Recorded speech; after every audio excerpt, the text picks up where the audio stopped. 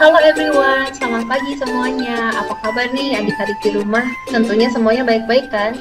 Nah, sebelum kita mulai ibadah kita sama-sama berdoa dulu ya. Bapa kami di surga, terima kasih Tuhan atas hari yang Kau telah berikan kepada kami. Sekarang kami akan memulai ibadah hari Minggu kami.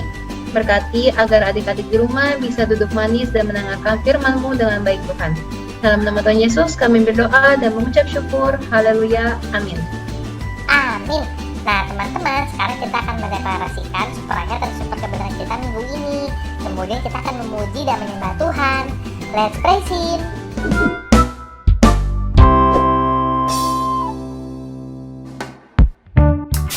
Di saat aku takut, Tuhan menguatkanku.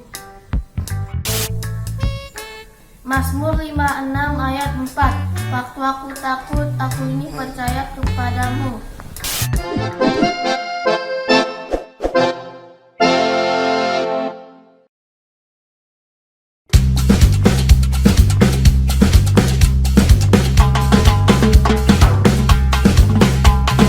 Jesus is a rock, He's a firm foundation. His is a kingdom that cannot be moved.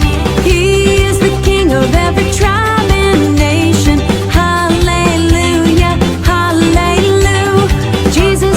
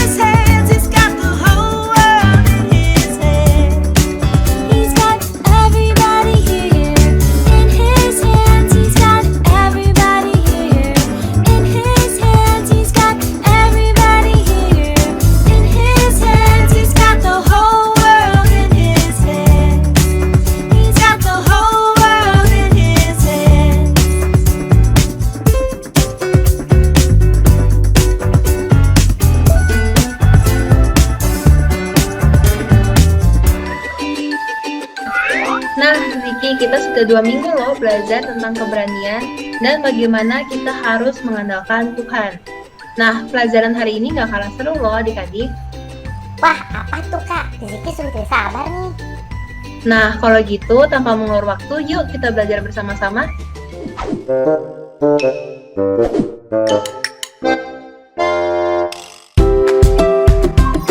Shalom adik-adik semuanya. Nah, sebelum kita mendengar firman Tuhan lebih jauh, kami mau tanya, ada di antara kalian yang pernah mengalami ketakutan? Hani percaya pasti semuanya pernah mengalaminya. Ya, ada yang orang takut waktu akan menghadapi ujian, ada yang takut di ketinggian, ada juga yang takut kehilangan uang, ada yang takut kehilangan teman, dan banyak lagi orang-orang yang mengalami ketakutan di dalam dirinya. Ya, kalau kita lihat ketakutan itu semacam perasaan gentar, ya. Ketika kita menghadapi sesuatu yang kita anggap itu akan membahayakan jiwa kita, dan itu menimbulkan rasa takut di dalam diri kita. Nah, adik-adik, di Alkitab juga ada tuh beberapa orang yang mengalami ketakutan. Mau tahu ceritanya? Baik, kita akan sama-sama baca di dalam Matius pasal yang ke-14 ayat yang ke-22 ya sampai ayat yang ke-33. Baik, adik bacakan. Sesudah itu, Yesus segera memerintahkan murid-muridnya naik ke perahu dan mendahulunya ke seberang. Sementara itu, ia menyuruh orang banyak pulang. Dan setelah orang banyak itu disuruhnya pulang, Yesus naik ke atas bukit untuk berdoa seorang diri. Ketika hari sudah malam, ia sendirian di situ. Perahu murid-muridnya sudah beberapa mil jauhnya dari pantai dan diombang-ambingkan gelombang, ya, karena angin sakal. Kira-kira jam 3 malam, datanglah Yesus kepada mereka berjalan di atas air. Ketika murid-muridnya melihat dia berjalan di atas air, mereka terkejut dan berseru, "Itu hantu!" Lalu berteriak-teriak karena takut. Tetapi segera Yesus berkata kepada mereka, "Tenanglah, aku ini, jangan takut." Lalu Petrus berseru dan menjawab dia, "Tuhan, apabila Engkau itu, suruhlah aku datang kepadamu berjalan di atas air." Kata Yesus, "Datanglah." Maka Petrus turun dari perahu dan berjalan di atas air mendapatkan Yesus. Tetapi ketika dirasa tiupan angin, takutlah ia dan mulai tenggelam, lalu berteriak, "Tuhan, tolonglah aku." Segera Yesus mengulurkan tangannya, memegang dia dan berkata, "Hai orang yang kurang percaya, mengapa engkau bimbang?"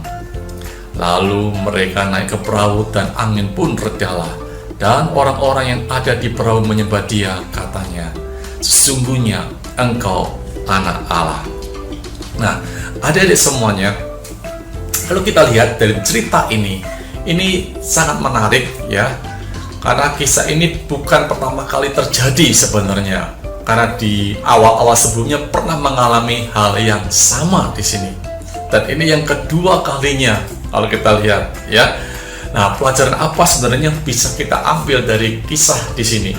Yang pertama kalau kita lihat yaitu bahwa ketika kita melakukan atau kita mentaati ya perintah Tuhan, melakukan kehendaknya Tuhan, mengikuti tuntunannya Tuhan, maka Tuhan pun ikut bertanggung jawab atas kehidupan kita. Nah, kalau kita perhatikan di sini, apakah betul bahwa murid-murid ini waktu dia menyeberang ke sana adalah perintah Tuhan? Iya. Memang Tuhan yang menyuruh biar engkau menyeberang ke sana, bertolak ke sana, ke daratan lagi di sebelah sana. Nah, di situ kita melihat bahwa mereka murid-muridnya semua mengikuti dan dia melakukan dan dia bertindak dan dia menyeberang. Namun apa yang terjadi di tengah perjalanan di laut tersebut, terjadi masalah yang sangat besar, terjadi badai yang besar, di mana mereka diombang-ambingkan oleh gelombang yang besar karena adanya angin sakal. Dalam situasi yang demikian, mereka tentu mengalami yang namanya ketakutan yang luar biasa, ya. Ketakutan yang mencekam dalam diri mereka karena itu mengancam nyawa mereka. Nah, kita lihat di situ, mereka hanya melakukan apa yang menjadi kemauan kehendaknya Tuhan untuk pergi ke sana. Tapi di dalam perjalanan mereka menghadapi persoalan, apakah Tuhan tinggal diam saja? Tentu tidak, ya. Kita lihat bahwa Tuhan ikut campur, Tuhan turun tangan, Tuhan turut membantu di dalam kesusahan, kesulitan, masalah yang sedang mereka hadapi. Yaitu kalau kita lihat, maka tampaklah Yesus berjalan di atas air di situ. Nah, disitulah ada kehadiran Tuhan di tengah-tengah badai. Sama sebenarnya waktu kita sedang melakukan, mengikuti setiap perintah-perintah Tuhan, ya, kita melakukan apa menjadi kehendaknya Tuhan. Waktu kita menghadapi persoalan, Tuhan pun akan turut campur tangan di dalam kehidupan kita. Kita sedang misalkan berbuat kasih, berbagi kasih kepada orang lain, ya, kita sedang menolong orang, maka di dalam perjalanan lalu banyak orang yang mulai berusaha untuk mencela kita, berusaha untuk mengata-ngatain kita. Kita tidak perlu ambil pusing, ya, karena Tuhan selalu akan campur tangan di dalam kehidupan kita. Ya, masalah boleh datang, ya, persoalan boleh terus menghampiri kita. Tapi apabila kita melakukan apa yang menjadi, ya, kehendaknya Tuhan, maka Tuhan pun akan campur tangan membela kehidupan kita. Ya, murid-murid ini tiba-tiba melihat kehadiran Tuhan, dan Tuhan langsung saja di situ ikut ambil bagian di dalam persoalan, masalah, kesulitan yang sedang mereka hadapi, apalagi nyangkut nyawa mereka. Dan itu sudah cukup, ya, kalau kita lihat bahwa pertolongan Tuhan selalu nyata dalam kehidupan setiap kita. Sebenarnya hal ini bukan terjadi yang pertama kali.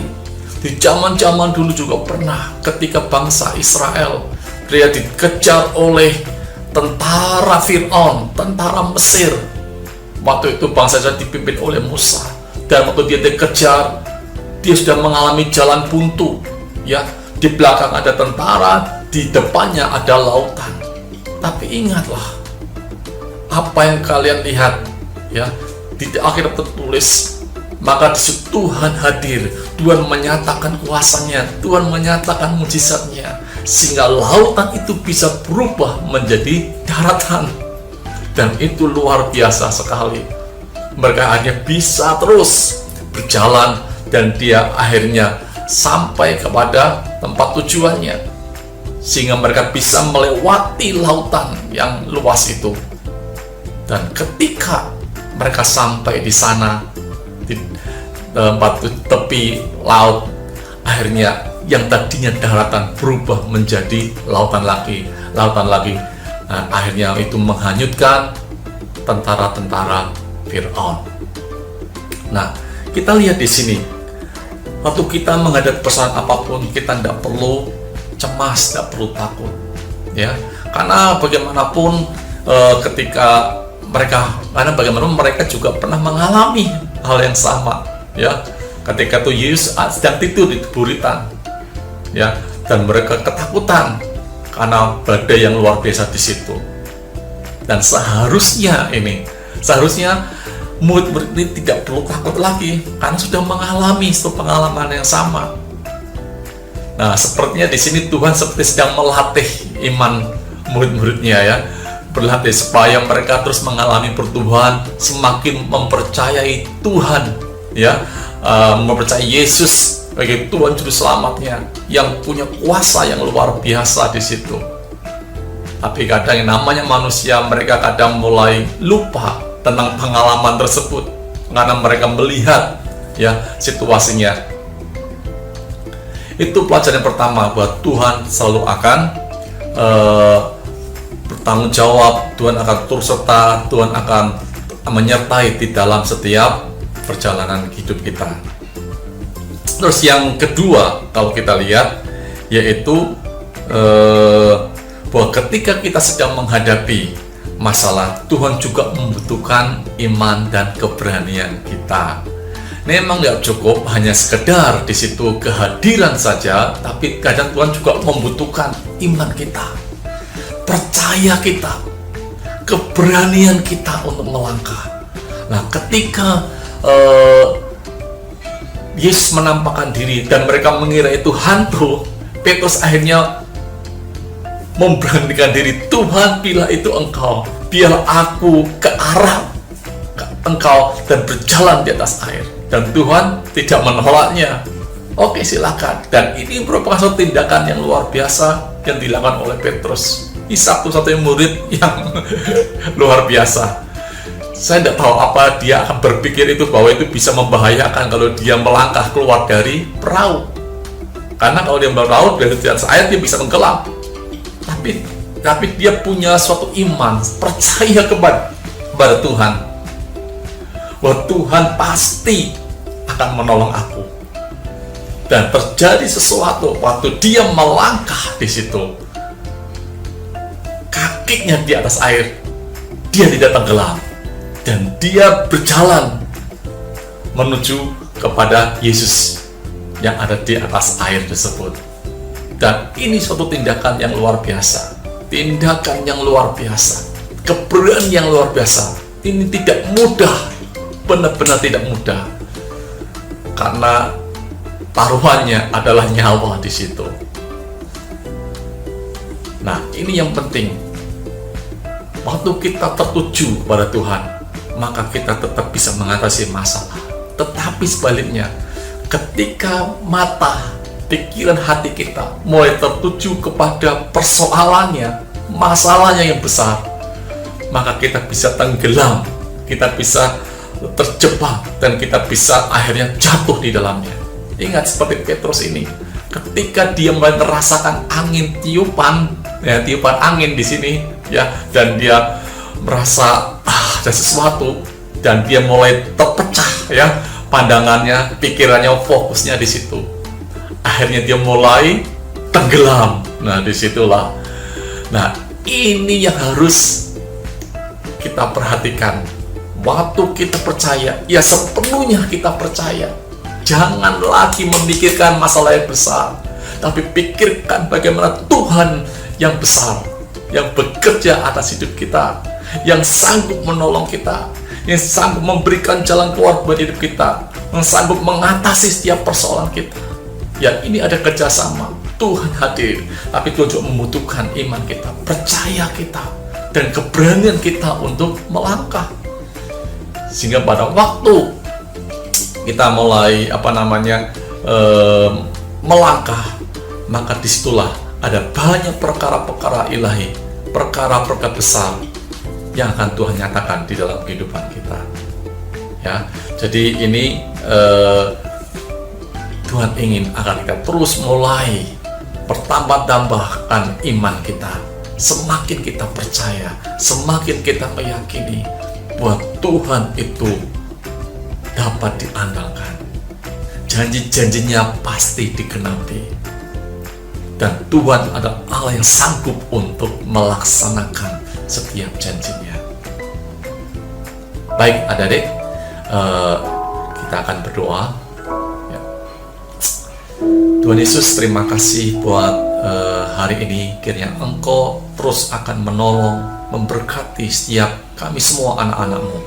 Waktu kami menghadapi setiap masalah, persoalan apapun, itu tidak akan membuat kami ketakutan, membuat kami tenggelam, tapi itu akan menguji hati kami juga, menguji iman kami, untuk kami semakin hari semakin percaya kepadamu. Karena kami meyakini setiap kami melakukan perintah firman-Mu, melakukan kehendak-Mu, maka di situ Tuhan ikut bertanggung jawab, Tuhan turut serta, Tuhan ikut terlibat di dalamnya. Dan di mana kami juga punya keyakinan untuk kami belajar memberanikan diri melangkah untuk percaya kepada Tuhan. Terima kasih Bapa, di dalam nama Yesus kami berdoa dan mengucap syukur. Amin. Gimana nih Ziki? Wah, kalau Ziki di perahu itu Kak, sudah pasti Ziki menangis Kak karena ketakutan. Tapi menakjubkan ya Kak, bisa melihat Yesus berjalan di atas air di tengah badai lagi. Benar sekali Ziki, kita tuh harus bisa percaya kepada Tuhan dan tentunya kita akan belajar tentang ini lebih lagi di home kita ya. Betul Kak. Nah, sekarang kita akan menutup ibadah kita hari ini ya teman-teman. Kita berdoa terlebih dahulu. Tuhan Yesus, terima kasih kami masih boleh beribadah kembali pada hari ini bersama-sama. Berkatilah Tuhan apa yang telah mengajar kami pada hari ini. Terima kasih Tuhan Yesus untuk hari ini. Haleluya. Amin. Amin. Thank you Ziki. Nah adik-adik, nanti kita akan ada fellowship ya di Zoom. Sampai jumpa, stay safe, happy Sunday, and God bless you all. Bye-bye.